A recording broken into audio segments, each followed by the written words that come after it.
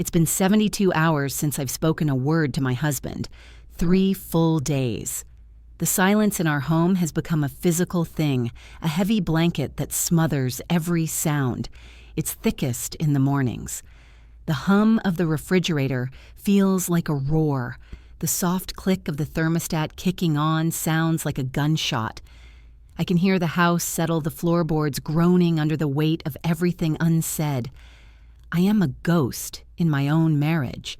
I move through my morning routine with the practiced quiet of a cat burglar. My feet find the familiar path from our bedroom to the kitchen in the pre-dawn gloom, avoiding the one board near the hallway that always creaks. The coffee maker is my enemy. Its gurgle and hiss are an unwelcome intrusion. I pour the hot liquid into my favorite mug, the one I've had since college, and the soft clink of ceramic on the granite countertop is deafening. I stand there, leaning against the counter, and I watch the steam rise from my cup.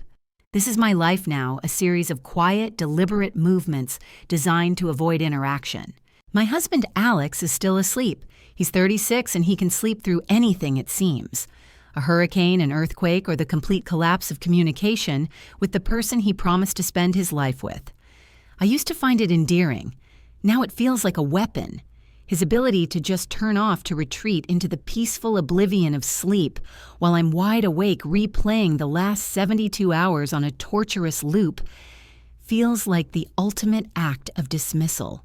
3 days ago, this house was filled with noise. We were laughing.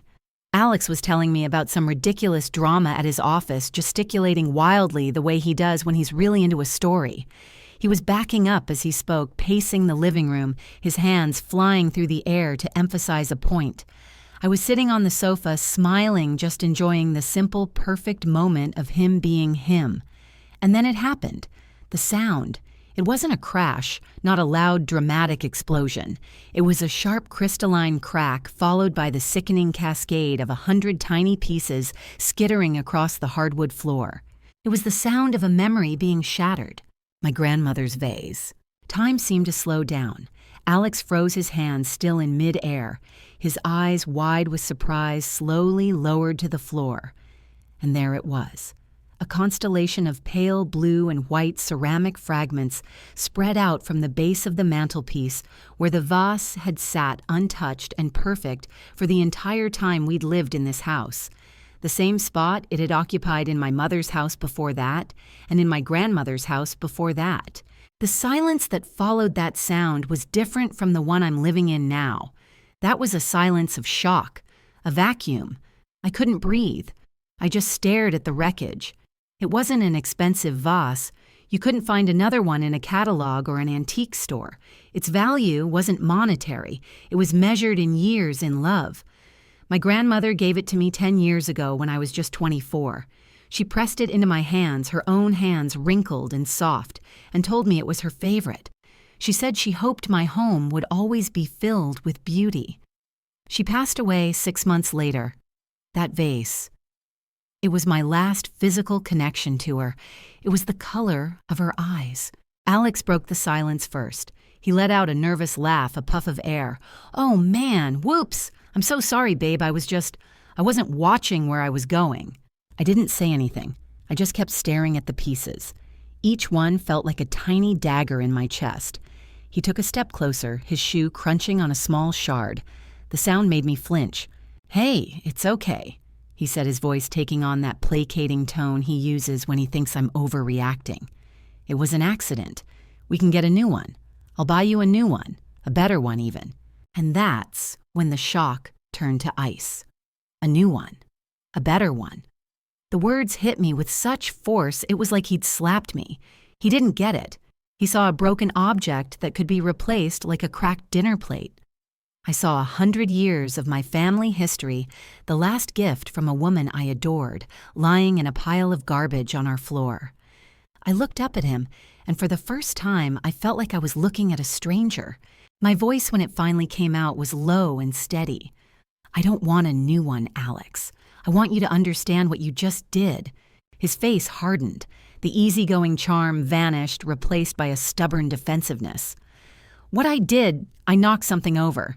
It happens. You're acting like I did it on purpose." No, I said, standing up slowly.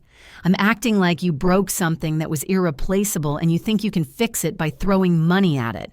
That's not an apology. That's a transaction. Oh, come on, Levi, he scoffed. Don't be so dramatic. It's a vase.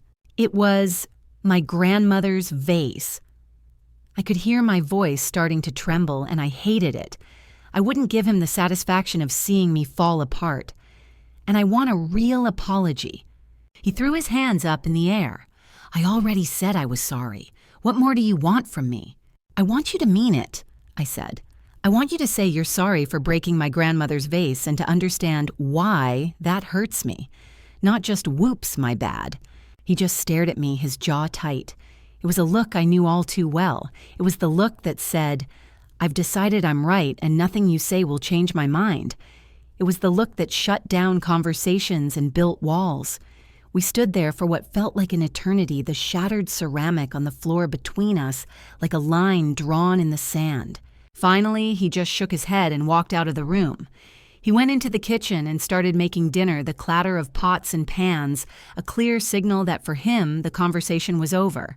That was 72 hours ago. As I stood there, listening to him pretend that nothing had happened, I made a decision. I would not utter another sound, not a word, not a sigh, until he walked up to me, looked me in the eye, and gave me the apology I deserved. So now we've developed a strange, silent ballet. We move around each other, never touching, rarely making eye contact. He'll leave for work with a wave.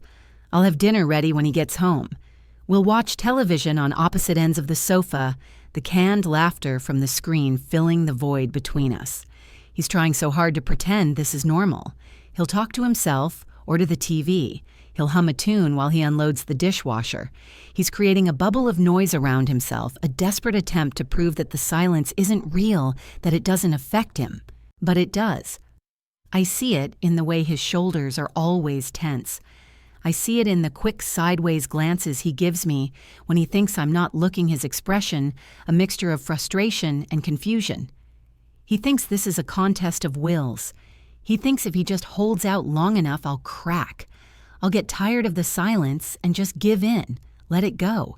He doesn't understand. This isn't a game. This is me drawing a line. It's me saying that my feelings, my history, my grief, they are not dramatic. They are not an overreaction. They are real and they deserve to be acknowledged.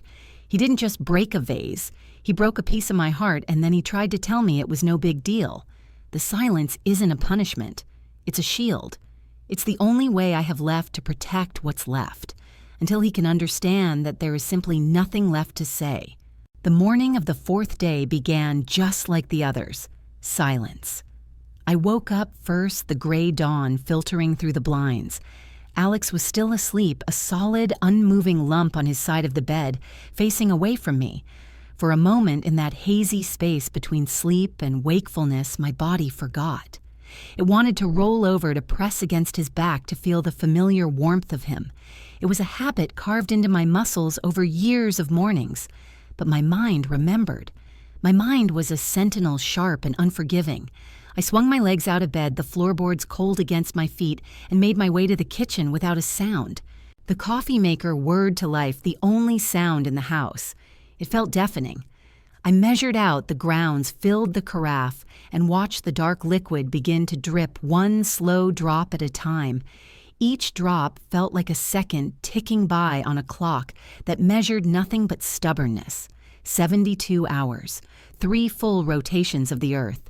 In all that time, the only words he needed to say were caught in his throat, held hostage by his pride. I'm sorry for breaking your grandmother's vase. Simple, direct. But to him, it was an insurmountable mountain. When he finally came into the kitchen, he was already dressed for work. He didn't look at me, but I felt his presence fill the space. He opened the refrigerator, the little hum of its motor cutting out and then resuming. He grabbed a yogurt, shut the door, and stood by the counter, peeling back the foil lid with a loud, deliberate rip. It was another one of his little noises, his way of fighting the silence. He was trying to prove he was fine, that this whole thing was just a silly mood I was in, and that he, The reasonable one was simply waiting for me to get over it. He ate his yogurt in 3 large spoonfuls, tossed the plastic cup into the recycling with a clatter, and then grabbed his keys from the bowl by the door. He paused there, his back to me. I could feel the question hanging in the air. He was waiting for me to break, to say, "Have a good day," to say anything at all that would let him off the hook. I just continued to stare into my coffee mug, watching the steam curl into the empty air. After a few seconds that stretched into an eternity, he sighed a short, sharp puff of frustration and walked out the front door, clicking shut behind him. The silence he left behind was different. It was lighter. I could breathe again. The tension in my shoulders eased, and I allowed myself to feel the full weight of my own grief without the pressure of his judgment. I walked into the living room, my eyes drawn to the empty spot on the mantelpiece. It was like a missing tooth in a familiar smile. For 10 years, my grandmother's vase had sat there.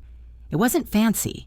It was simple ceramic with a hand-painted bluebird that was slightly off-center. Her hands had touched it. Her eyes had seen it every day. It connected me to her, a tangible piece of her love sitting in the heart of the home I had built. Now there was just a void. I spent the day working from home, losing myself in spreadsheets and emails, creating my own bubble of noise to keep the thoughts at bay. But every so often my gaze would drift back to the mantelpiece, and the anger, cold and sharp, would rise in my chest all over again. It wasn't about the accident. I knew it was an accident. It was about the aftermath, his casual dismissal, his refusal to see the pain he'd caused. He saw a broken object. I saw a broken link to my past. And he couldn't or wouldn't see the difference. When I heard his car pull into the driveway that evening, my whole body tensed up again. The shield went back up. I stayed at the dining room table, my laptop open, pretending to be absorbed in my work. He came in carrying a large, glossy white box from a very expensive home decor store. It was a store we'd walked past 100 times, a place where I'd once pointed out a lamp I liked, and he'd balked at the price tag. The box was crisp and elegant, tied with a thick silver ribbon. My heart began to beat a little faster, a sick, nervous rhythm against my ribs. I had no idea what he was doing, but I knew with a certainty that settled like ice in my gut that it wasn't an apology. He didn't say a word. He walked past me into the kitchen and set the box down on the granite countertop with a soft, definitive thud. He slid it toward my side of the island, a silent offering. Then he turned, opened the fridge, and pulled out a bottle of water, as if he had just completed a simple, everyday errand. He leaned against the counter opposite the box, took a long drink, and watched me. His eyes weren't soft or apologetic. They were expectant. He looked like a man who had just solved a difficult math problem and was waiting for his gold star. Slowly, I closed my laptop. I stood up and walked over to the kitchen island, my legs feeling strangely heavy. The box was beautiful. Perfect, even.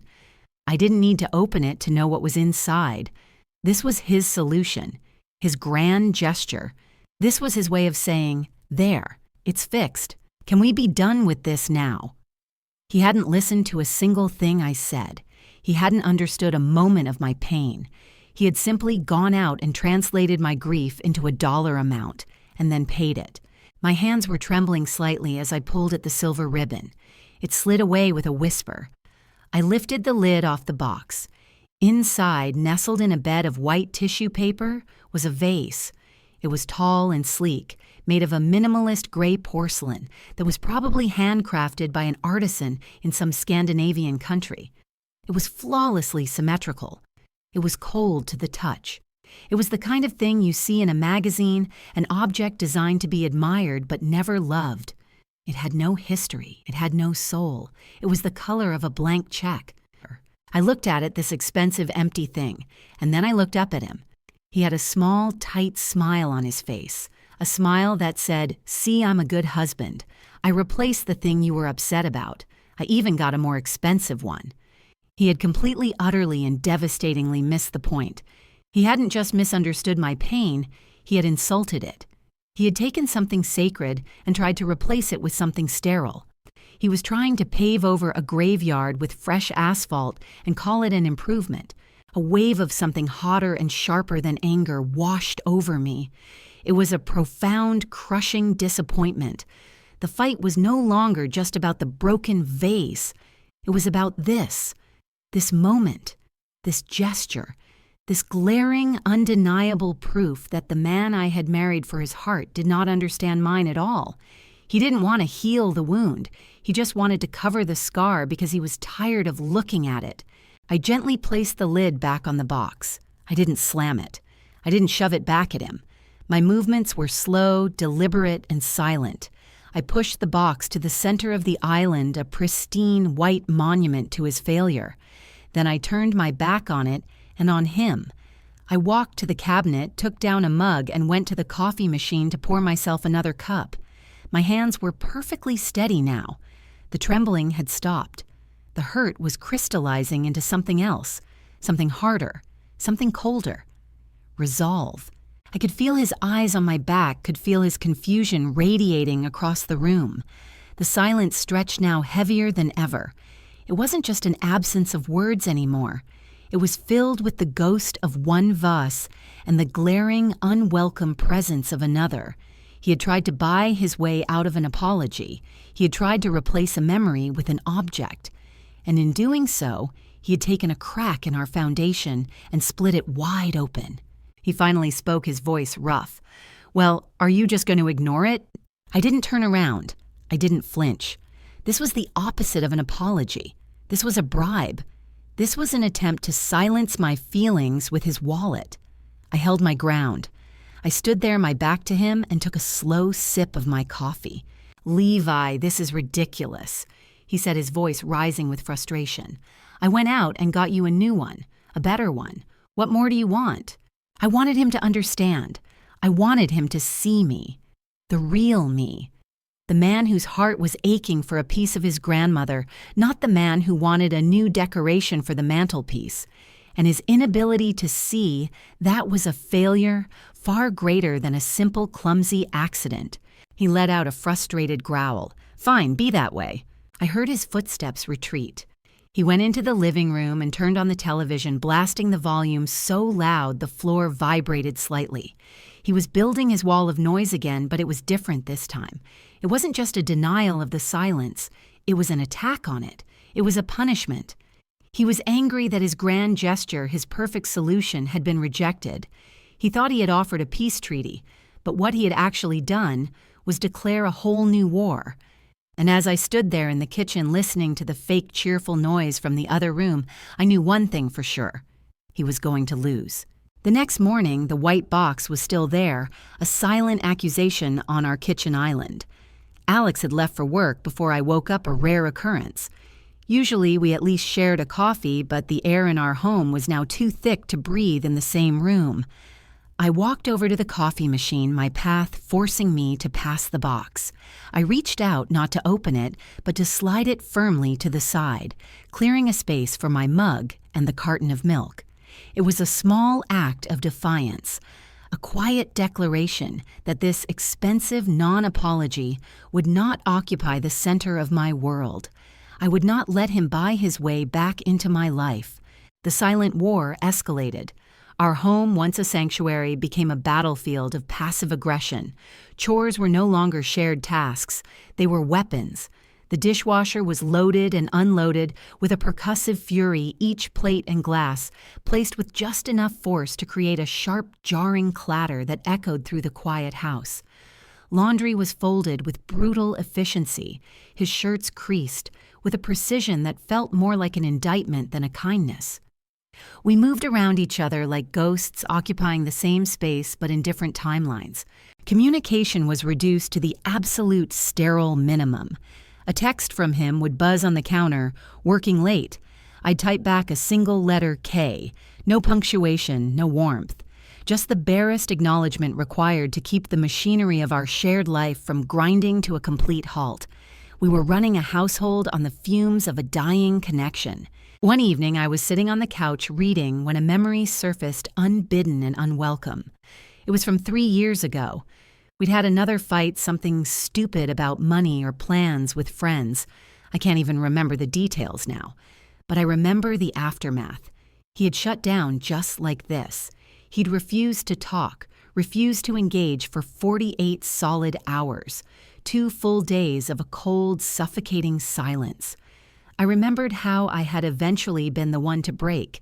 I had caved, offering a truce he hadn't earned just because I couldn't stand the emptiness of our home anymore.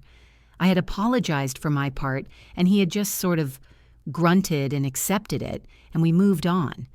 We hadn't really moved on, we had just kicked the can down the road, and here it was again. The same pattern, the same stubborn refusal to take emotional accountability. Only this time he hadn't just hurt my feelings. He had broken a piece of my history. This time I wasn't going to be the one to break. That 48-hour standoff had been a rehearsal. This was the real thing. I looked at the empty space on the mantelpiece where my grandmother's vase used to sit, and my resolve hardened into something unbreakable. Alex grew more frustrated. His grand gesture, the expensive replacement vase, sat ignored on the island, a constant gleaming reminder of his failure to understand me. He started spending more time away. There were late nights at the office, sudden plans with friends he hadn't seen in months, long trips to the gym that stretched for hours. The emotional chasm between us was now becoming a physical one. Our home was no longer a place he wanted to be. Honestly, with him acting like this, it wasn't a place I wanted him to be either. The silence was still agonizing, but the silence when I was alone was at least peaceful. It was on the 4th day hour, 96, if you're keeping score, that everything changed. Alex was out, and I decided to tidy up. The tension in the house was making me restless, and I needed to do something with my hands. I was sweeping the living room floor, the rhythmic scrape of the broom, a small comfort when I went to empty the dustpan. It was the one we kept in the small utility closet, and as I pulled it from its hook, I saw that it wasn't empty. Inside were the fragments of my grandmother's vase. Alex had swept them up, but he hadn't thrown them out. They were just sitting there, a pile of blue and white ceramic shards. My heart clenched. For a moment, I just stared at them, this sad little pile of rubble that used to be one of my most treasured possessions. I felt a fresh wave of anger. He couldn't even be bothered to throw them away properly. But as I looked closer, I saw something else. Tucked among the larger pieces was a small folded piece of paper. It was old, yellowed at the creases, and smudged with dust. I had no idea what it was. I had never known there was anything inside the vase. It must have been tucked in there for years, a hidden secret. My fingers trembled as I carefully picked it out from among the sharp edges. I set the dustpan down and gently unfolded the paper. The handwriting was faint, a delicate looping cursive that I recognized instantly. It was my grandmother's. A sob caught in my throat. It had been 10 years since she passed. There was only one sentence written in faded blue ink, "For my Levi. May your home always be filled with more love than things." I read the words once, twice, 3 times. The dam broke. The anger, the stubbornness, the cold resolve I had been clinging to for the past 4 days. It all dissolved, washed away in a sudden, overwhelming flood of grief. I sank to my knees on the living room floor, clutching that tiny piece of paper to my chest, and I wept. I wept for my grandmother. I wept for the beautiful, simple wish she had for my life, and I wept because I had let a broken thing almost break the love in my own home. The fight was never about the vase. It was about the fear that Alex didn't value the love it represented, the terror that he saw it as just another thing, replaceable and meaningless. My grandmother's note had reached across a decade to remind me what was truly at stake. I don't know how long I was on the floor, surrounded by the shattered pieces of my past, but eventually I heard the front door open. Alex was home. I didn't have the energy to move, to hide my tears, to put my wall back up. I just stayed there, a broken man holding broken pieces. He walked into the living room and stopped dead. He saw me on the floor. He saw the dustpan, the shattered fragments scattered around me, and the note in my hand. His face, which had been set in a mask of frustration, crumpled. The anger drained out of him, replaced by a look of dawning horror and regret. He saw my tears, heard the ragged sobs I couldn't contain, and for the first time in 4 days, he truly saw my pain. It wasn't an overreaction. It wasn't drama. It was real, profound grief. His eyes flicked to the kitchen island where the expensive modern vase sat looking so foolish and sterile. In that moment, I could see it on his face. He finally understood. The silence in the room was different now. It was no longer a weapon, but a heavy, shared blanket of sorrow. He slowly walked over and sat on the floor a few feet away from me. He didn't try to touch me. He just closed the distance, entering my space of grief, willing to share its weight. He looked from the broken pieces to the note in my hand, and then finally to my eyes. His own were shining with unshed tears. His voice, when it came, was quiet, raw, and stripped of all its previous defenses. "I am sorry." He said the words clear and unforced. "I broke your grandmother's vase. I was wrong."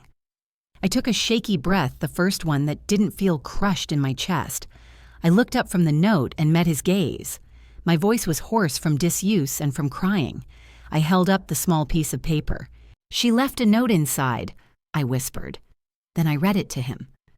"For my Levi, may your home always be filled with more love than things." A single tear escaped and rolled down Alex's cheek.